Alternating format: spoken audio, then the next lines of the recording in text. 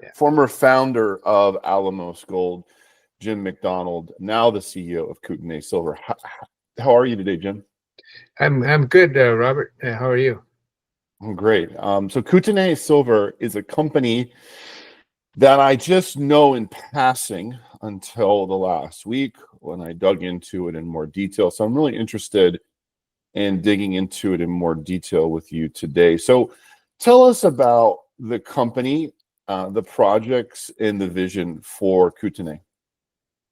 Yeah, Kootenay Silver. We started that company as a private prospecting venture over 20 years ago, and then brought it public. And we very quickly started focusing on Mexico because of my personal experience there with the acquisition of that Mulatos deposit that became the beginning of Alamos Gold over 20 years ago now. And that was an eye-opener to the potential of Mexico has, even after 500 years of mining history. It's unbelievable, the early grassroots stage discovery potential down there, particularly for silver. And so we've now discovered 4 different silver deposits in Mexico, our latest being the Columba deposit, which just this week we put out a maiden resource out on that deposit, another 54 million ounces, adding to the already 214 million ounces of measured indicated that we have in the silver equivalent, and another 54 in the inferred and the other 3 deposits. So what's exciting about this brand new one is the size potential. We've got size potential for 100 million ounces on this project, Columba, or better. We're halfway there already with the maiden resource. The zones are wide open to expansion. We just, on the back of that, announced the financing that immediately got upsized. We'll be closing that very shortly and getting back to drilling soon. So we're an explorer and discoverer, and our objective is to develop these discoveries to the point where we can sell them to a mining company. That's sort of the synopsis. Okay, so the way I see it is 3 silver and gold projects in northern Mexico, but your focus is on one of them right now. It seems like 2 are on the back burner. Is that correct? Yeah, that's right. So there's now 4 with this latest resource, and the focus is on that 4th. That's our most recent discovery, and it's the best one to date because of the grade we see. It's really good grade, and it's the kind of grade that could work at any sort of silver price. So it doesn't need a high silver price necessarily. Our job now is to get it to a size that will justify us doing a preliminary economic assessment, and of a size where you could start to say, okay, this is of the size that can carry a capital build and make a mine. So that's the stage we're at. So at Columba, you just put out a resource, an inferred category of 54 million ounces of silver with some lead and zinc byproducts as well. And the average grade is over 280 grams per ton silver. So Yes. Not silver equivalent, but silver. So that's a very impressive grade. And for a first pass, resource estimate, that's a good start. But probably 50 million ounces by itself is not going to be big enough to gain the interest of a major. So how do you grow this project? By drilling. The zones are all open. We haven't found the limits of what we found to date in this resource. So we got these resource bodies and they're all open to expansions. We haven't found the limits of them. So and then we have a number of veins and areas we've drilled with good silver results that haven't even been followed up yet, that are not part of the resource. And then even further, there are veins that we have that have no drilling at all. So there's plenty of targets here for expanding the size we have. And to expand the size, you have to drill. And we've got some very low-hanging fruit around these resource bodies already defined that we've just published on because we haven't found the limits.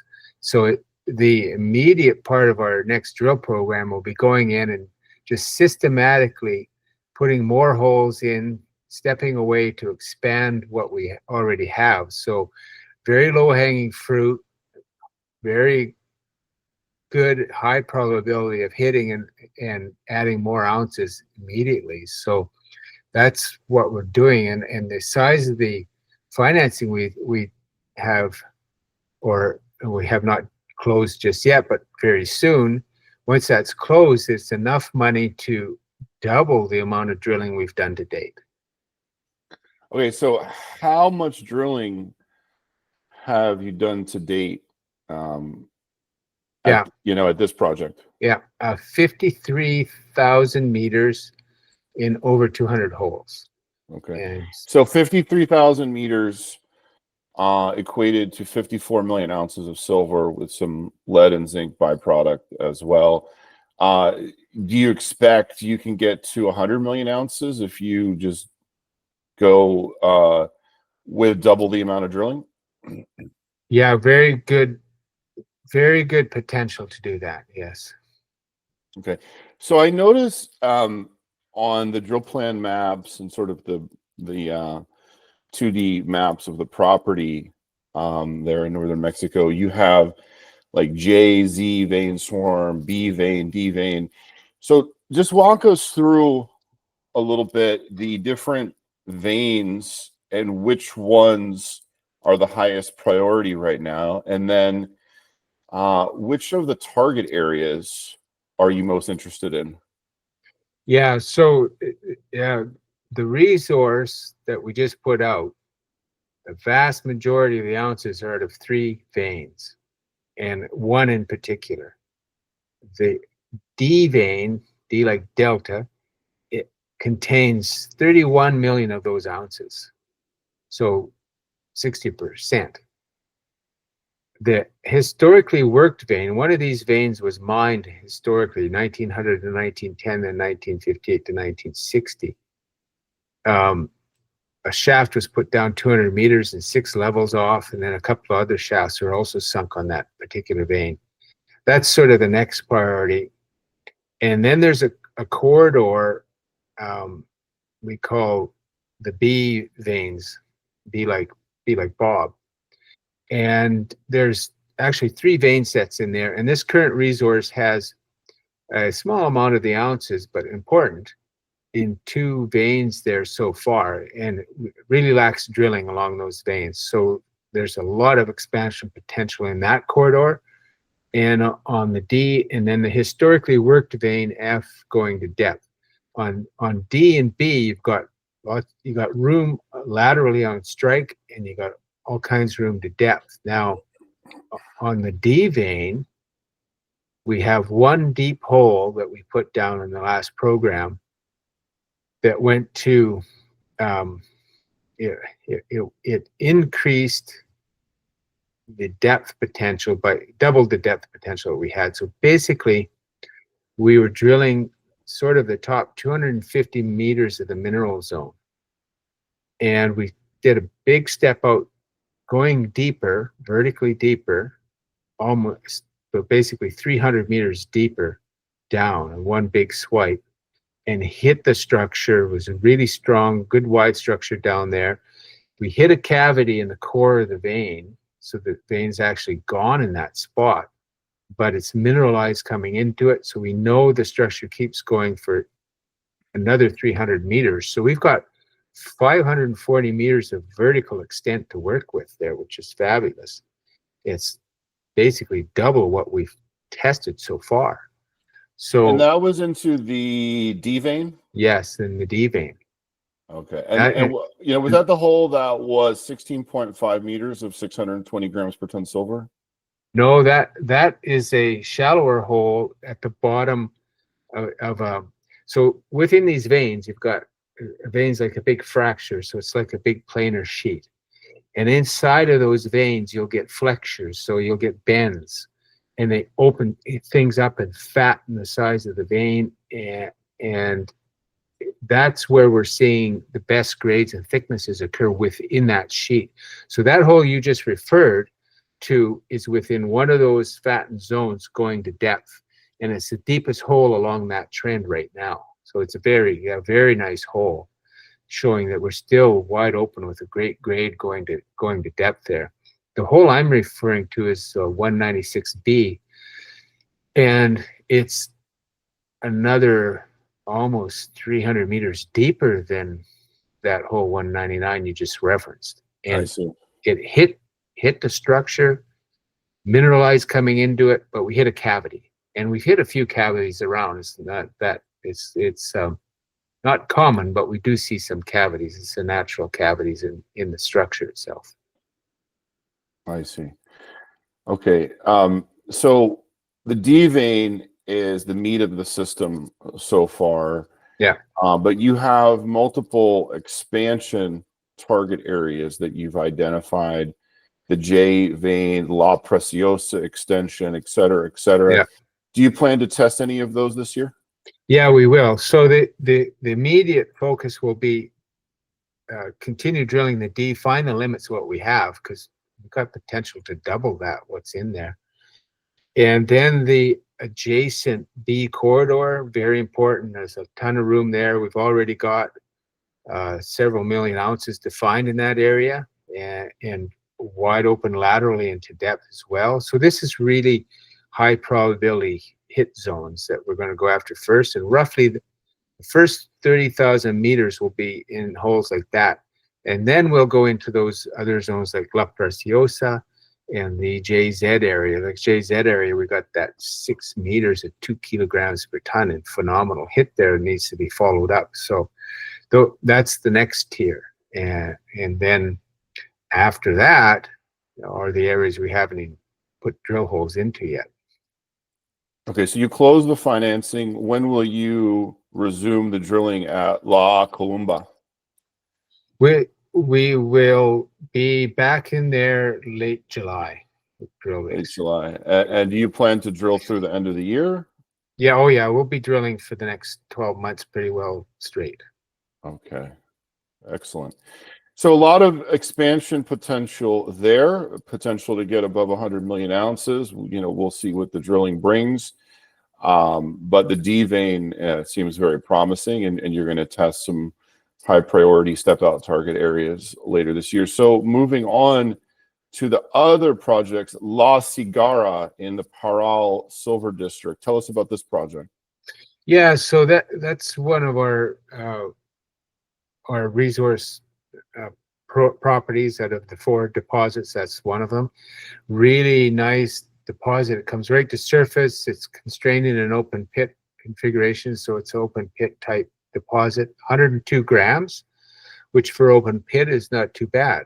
And it's 60 million ounces plus. Measured indicated, so about 52, and the remainders in the inferred category. So really interesting. We got a big land package there. We got several other structures that we've got some drilling into. The deposit's open for expansion. There's a gap in the middle where we could potentially pick up another 10 to 15 million or maybe more ounces with a one drill program. It's the extension of a mineral trend that comes from the Santa Barbara, San Francisco Del Oro mining camp to the south of us, which has been producing for over 450 years. And they're mining today at a 2,000 meter depth. And our deposits are sitting right at surface, and our drilling, for the most part, has only gone down to 150 meters, 200 meters at the deepest, for the most part, vertically. So you can start to imagine there's tons of upside opportunity on this project. We updated the resource report on this for 2 reasons. We reevaluated the deposit. We developed a real detailed geologic model for the deposit by relogging all the holes. And because we felt the old model was diluting the grade, and it was. So we went from an 85 gram grade to 102 gram grade. And these silver prices, that starts to look pretty important and pretty interesting. So we've got that project set and just on the sidelines at the moment, because we believe we're in a very long-term silver bull market here, with silver prices going to challenge and break through the old historic highs. And at some point during this cycle, we've got that project ready to move ahead in some manner, whether it's through partnership or sale or whatever the case is. We're very focused on advancing Columba to, we got the maiden resource out, more drilling, resource expansion, resource update, and heading to a preliminary economic assessment. So that's our focus. But we've prepared these other deposits to move ahead at some point further into what we think is a long-term silver bull market here. So it's the same with the other two deposits we have. We've done the same thing. I see. So, you're former founder of Alamos Gold. You're the CEO of Kootenay Silver. You know Mexico obviously very well. So I'm interested in your commentary on the political situation in Mexico today and the mining sector in Mexico, and sort of, how do you view the wind blowing at this point in time? Well, it's been a positive shift from the previous administration, definitely. And the changes are kind of slow paced. It seems as though, but it's heading in a positive direction. And it seems as though the current administration, they're reevaluating the sort of environmental regulations surrounding the mining, which quite frankly are just as strong as any jurisdiction in the world. And when you have responsible operators like the former company I was with, Alamos Gold, who have done a fabulous job in Mexico, and with local relations and injecting money into medical centers and schools, so clean water and so on and so forth. They're evaluating that when they're comfortable with setting what they believe will be a great set of regulations for sustainability, for benefit of the local communities and people, and environmentally responsible. Then I think you'll start to see things open up more and more. That's the sense that I have right now in Mexico. Okay, yeah, I'm a little confused by some of the recent comments from the Ministry of Mining. It's obviously the open pit mining has been a target for the last several years, and then there was like we're not going to do any new open pits, but the existing permits will stay in place. I'm not really clear on the underground mining side of things, especially since Mexico is such an important silver mining jurisdiction. It's the biggest one, the most important one in the world, and a lot of that is underground. So, do you have any further, insights on what exactly they're targeting right now? Yeah, well, there's been this talk about banning open pits, so that's been stepped back some with statements and the recognition that they need to have open pit mining for things as common and mundane as gravel pits or limestone quarries for concrete and things like that. So that there's that recognition and sort of reevaluation of that whole idea. And I've never seen commentary like that toward the underground mining at all. And so there's been no sort of impact that way. And underground mining, of course, has a much smaller footprint of surface disturbance, much smaller. So it just doesn't attract that kind of attention from environmental groups or concerned citizens that open pit does. I see. Okay. But as far as your projects, nothing has changed. and it's just full speed ahead at this point in time. Well, in Columba for sure, because that's it's classic high grade silver vein system. It would be underground mine. If we can build up enough ounces to justify that, it'd be underground. So definitely that. The other projects are open pit, so they potentially are impacted, depending how all of this gets resolved at the end finally. But Columba, yes, underground. We've got all our drill permits in place for this drilling program, and our access agreements in place. Everything's ready to go. I see. Okay. Let's talk about the Kootenay Silver team. So aside from yourself, obviously as CEO and president, who are some of the other important players on the team? Well, the chairman is the co-founder. He's Ken Berry. He put an open pit mine, gold mine, into production in Arizona about 7 years ago now. So right from resource stage to mine build and operations. And then we've got John Morter as our head of our audit committee. He's the former CFO of Alamos Gold. And we've got Raj Kang, our CFO, has been with us for over 10 years, really broad experience in the junior mining sector. We've got advisors like Hans Smith, who is a founder of Orla and Grade before that, and his specialties on the technical side of taking things from discovery resource stage right to feasibility, real expert at that.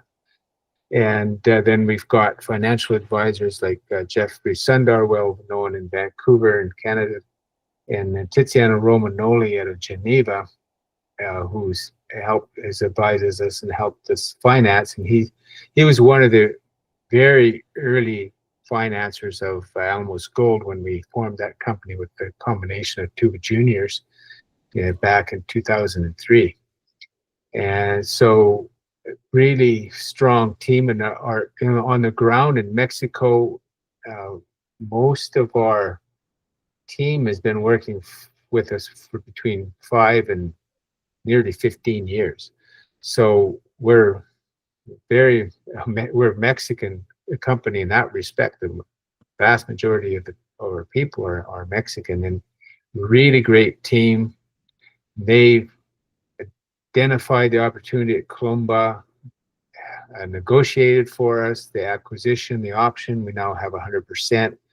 The access agreements, all conducted by our team in Mexico, and the management of all of that down there. So we've got just a very professional, high performing team down in Mexico. Can't say enough about how fortunate we are to have that.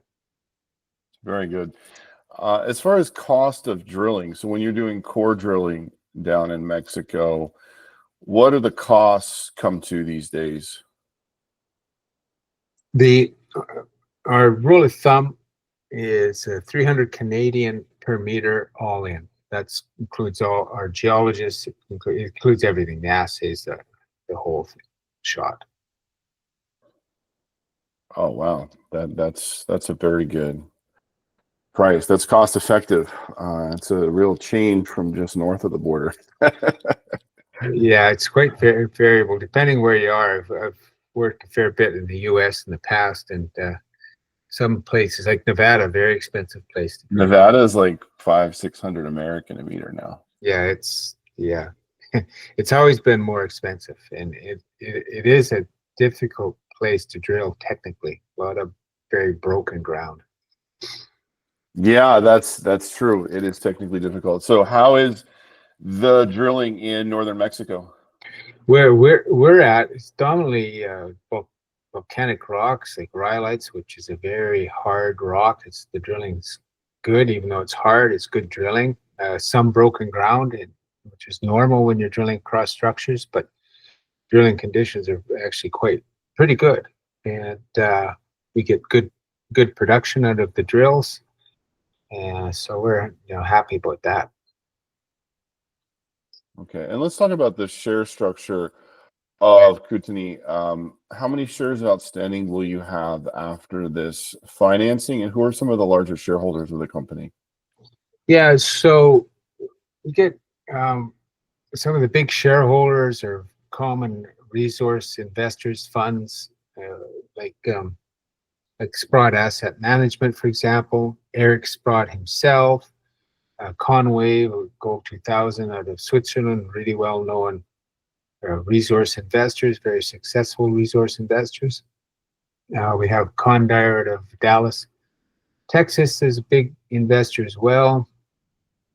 We've got 62 million shares issued right now, and we'll be putting out approximately another 17, 18 million if the green shoe comes in. And so that's going to bring us up to about call it 79.80 issued. We have, before the financing closes, we have 17 million warrants that expire between November this year and May of next year. Average price of 139. It's between $1.10 and $1.68 on those warrants. And so very good chance we'll be seeing some of that money come in this current market with big drill program coming. Very good. So catalysts for the second half of 2025. Obviously, as you said, you're going to get back out there and drill. What else does the company have planned for the second half of 2025, and sort of what rough timing of news flow can we expect? Well, the real news flow and catalyst will be drill results. So we'll have the drills back there in July. With that starting up, we'll be looking at first assays sometime in September, and then you'll have pretty steady news and continual drilling for about the next 12 months or plus. So really going to be a lot of drill results coming out. That's the big focus. So does that mean you'll have 2 drill rigs going or 3 drill rigs? Well, minimum of 2, Okay. maybe 3 or more, but start with 2 for sure. Okay. And final question, there's another Mexican gold silver explorer that's now more advanced, and that's Vizsla Silver. That's been a fantastic story. I was in on the ground floor on that one in 2019, and they've really done a fantastic job, and also been very fortunate with the endowment of the project. Do you see the Vizsla story as a template for what you'd like to do? Yeah, it's definitely, we're similar kind. It's this vein system, just like us. It's got its differences, of course, and we see the size of our vein system being something that could be 100 million ounces or a multiple of that. The thing about our vein system is there's been no erosion, basically. The erosional low on this property is just barely exposed the top of the veins where they become productive, and hidden them everywhere else. So whatever was deposited here is still there, and we got a lot of drilling to go. You figure Vizsla, I think they've drilled 300,000 meters or more now, and we're at 53,000 at the moment. So we've got a lot of drilling to do and just a lot of potential to get a whole bunch bigger. So you said the system is fully intact, and there's definitely a lot more potential at depth and in some of the step out areas from the main corridors. So what tools will you use to help target those extensions? Well, we're fortunate we've got a lot of exposure at surface, so we can map these structures even though you don't see the veins. The veins, as you go up the hill, they literally pinch out and they kind of disappear, but the structure they sit in is still manifested by what we call breccias, broken reconsolidated rock, and we can follow those along the surface and map them out. That's very useful tool here, very low cost, actually, way to follow things. So that's been very successful in following these veins up to 4 kilometers in single structures. And then in addition to that, we've got a lot of detailed magnetics that helps us target, follow things. And we've got LiDAR, which is the kind of a radar system that maps out the surface in great detail. It takes the vegetation away, so you're just seeing the surface shape. And these vein structures form these linear depressions, or sometimes positive relief with veins sticking right out of the ground. And that LiDAR really helps you pick those things up where you can't otherwise see them.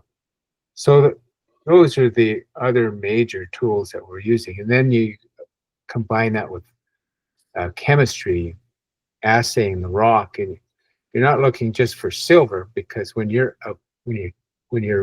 too high in the system, like too high in elevation, your silver drops to background. But you see other things that are halos beyond where the silver is, things like zinc. So you look for different chemistry that tells you, okay, that structure has something under it that you need to drill it.